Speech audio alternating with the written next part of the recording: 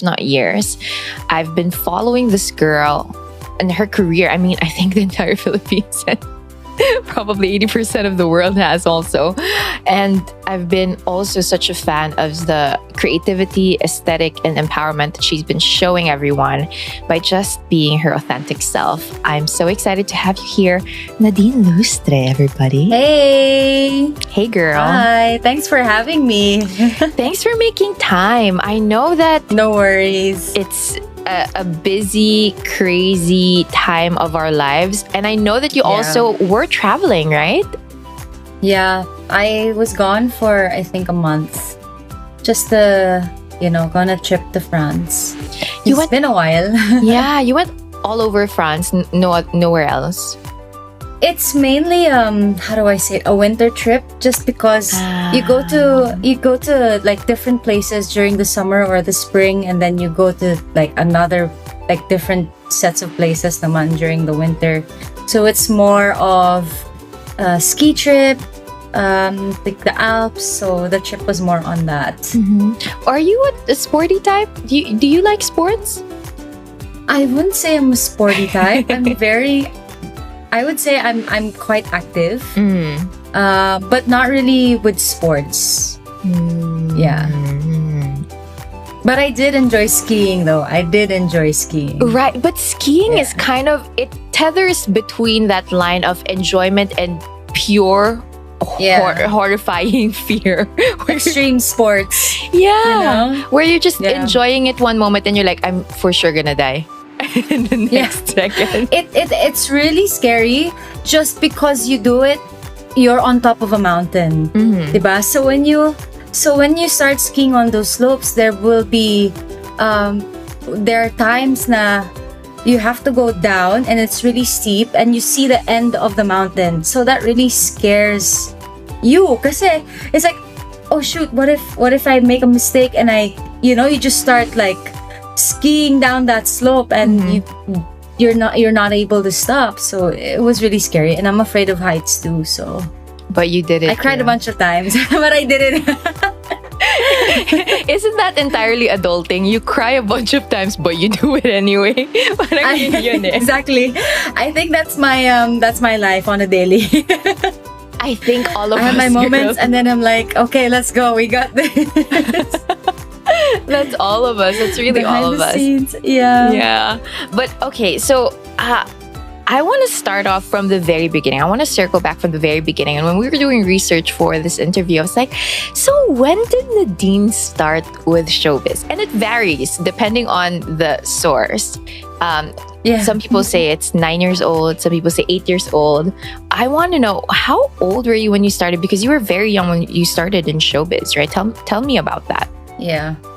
A lot of people don't know this, but I started when I was, I think, 7 or 8 years old. And it was a kid's, variety show on Channel 9 back in the day. It was RPN 9 pa. So, yeah, that's how I really started.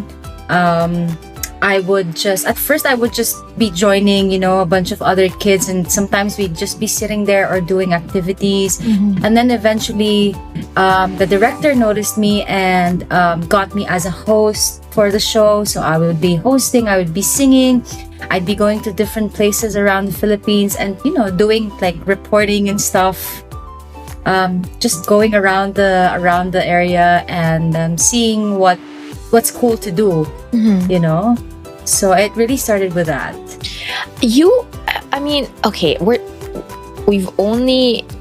I think this is the first proper conversation we've ever had, but you strike me as someone who's not exactly extroverted. Am I wrong in saying that?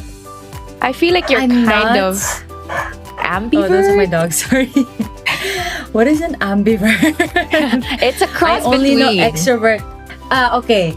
I'm probably, every time I have conversations with people about myself, I can't really tell if I'm an extrovert or an introvert, because I do love to converse with people. I do love meeting new people, but I do have these moments where I'm like, I don't want, I don't want to talk to anyone. I just want to be in a corner, or I just want to be at home. So yeah, probably I am an ambivert. Thanks for telling me that, because I didn't know that word existed, to be honest. It was just either extrovert or introvert. So now I know. Yeah, an ambivert. I think an ambivert is exactly what you described, wherein you enjoy meeting new people, having conversations. But there are also times where you feel depleted when you do that, and you just want to recharge by being on your own. And I ask that because I feel like a lot of people assume that when you're a celebrity and when you do all of these things that you're an extroverted person already, but you're ambiverted, I feel like. But what has been, you've gone through so many things. As you mentioned, you started at 8 years old.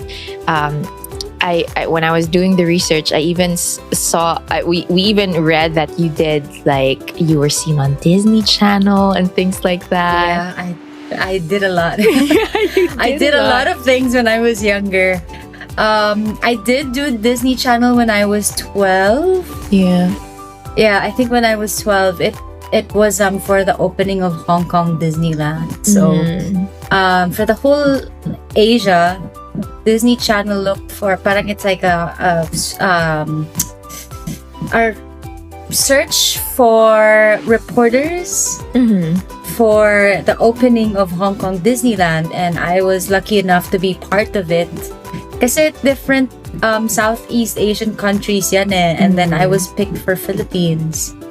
So yeah, I got to experience like the opening, and it was really grand. It was such an amazing experience for me, especially for someone who is a total Disney girl. You know, like I grew up watching Disney like all the way, so it was a dream come true.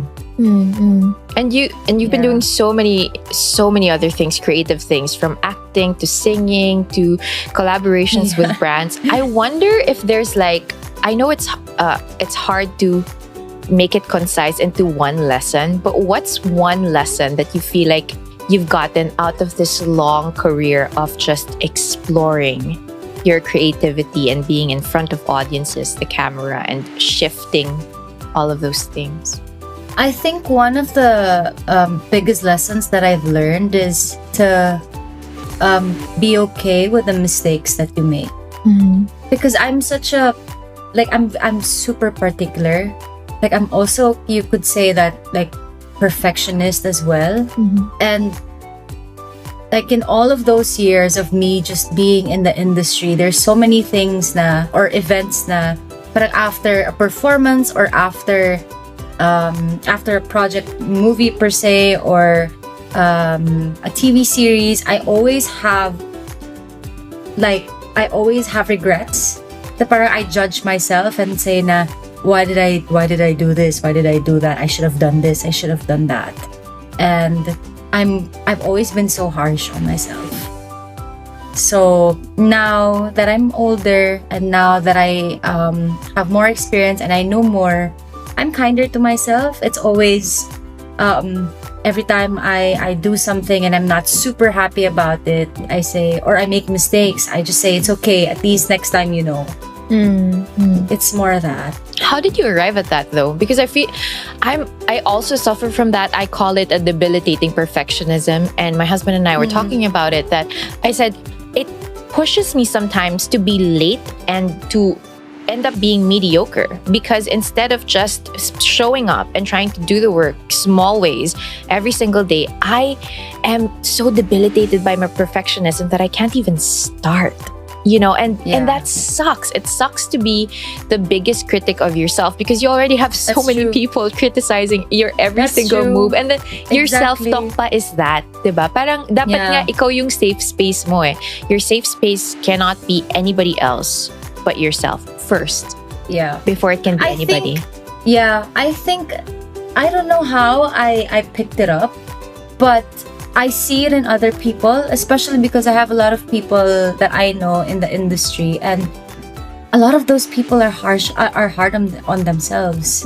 So every time I see it, I'm like, oh, I'm actually doing the same thing. And sometimes I would catch myself that, you know, like, cause friends, diba? Like every time we talk about the project or we talk about something, they're always like, ay, sayang, I should have done this pala. Why did I not ganyan?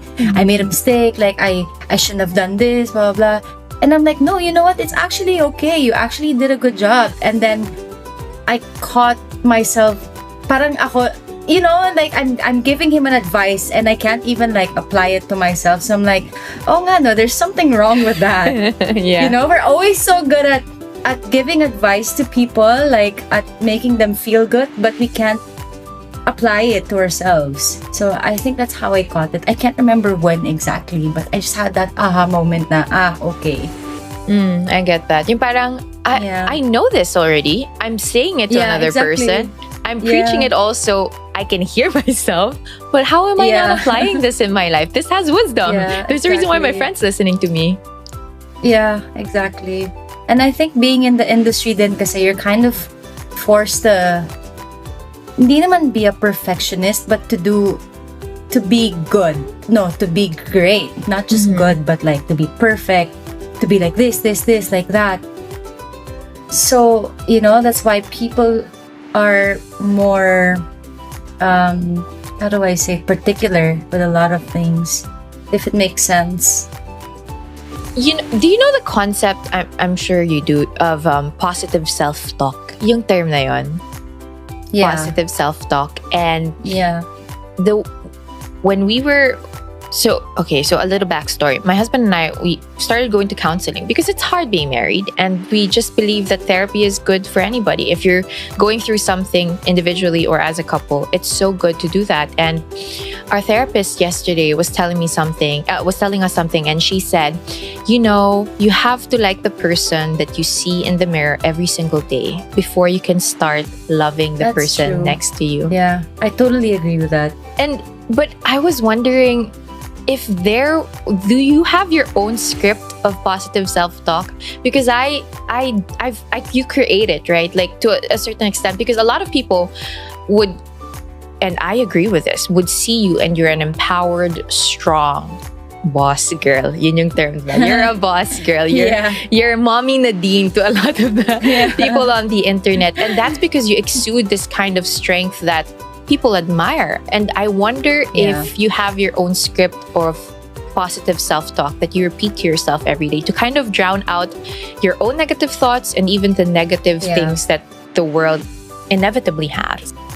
Yeah, one thing that I always say, and not just to myself but to my friends as well, is that I'm good. I look at myself in the mirror and say, you're good. Because, you know, like, even though people see me as that, you know, strong, empowered woman, like, I'm also going through a lot of things, you know, personal stuff.